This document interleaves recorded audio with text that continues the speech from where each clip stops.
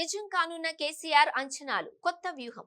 AP తెలంగాణలో ఎన్నికల ఫలితాలపై ఉత్కంఠ కొనసాగుతోంది. లోక్సభ ఎన్నికల్లో తాము 6 సీట్లు గెలుస్తామని బీఆర్ఎస్ నేతలు ధీమా వ్యక్తం చేస్తున్నారు.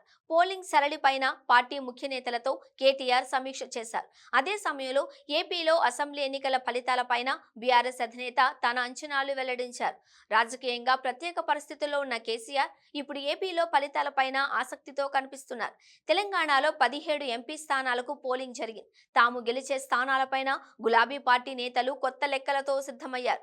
అసెంబ్లీ ఎన్నికల్లో దెబ్బతిన్న బీఆర్ఎస్ ఎంపీ ఎన్నికల్లో తిరిగి సత్తా చాటాలని ప్రయత్నం చేసింది. పోలింగ్ పూర్తయిన తర్వాత పార్టీ ముఖ్య నేతలు సరళిపైన సమీక్షించారు. ఆ సమయంలోనూ గెలిచే సీట్ల సంఖ్యపైన ధీమా వ్యక్తం చేశారు.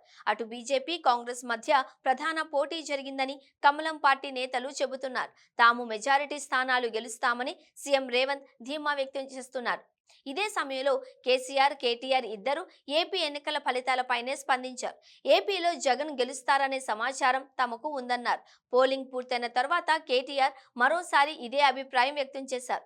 ఏపీలో 2019లో జగన్ అధికారంలోకి వచ్చిన తరువాత కేసీఆర్ ప్రభుత్వంతో సఖ్యతగా వ్యవహరించారు. కేంద్రంలో అధికారంలో ఉన్న బీజేపీతో కేసీఆర్ రాజకీయంగా విభేదించారు. ఇప్పుడు ఆ రెండు పార్టీల మధ్య మరింత గ్యాప్ పెరిగింది. ఇప్పుడు అటు కాంగ్రెస్ సారథ్యంలోని ఇండియా కూటమి, బీజేపీ నాయకత్వంలోని ఎన్డీఏతో దూరంగా ఉంటున్నారు.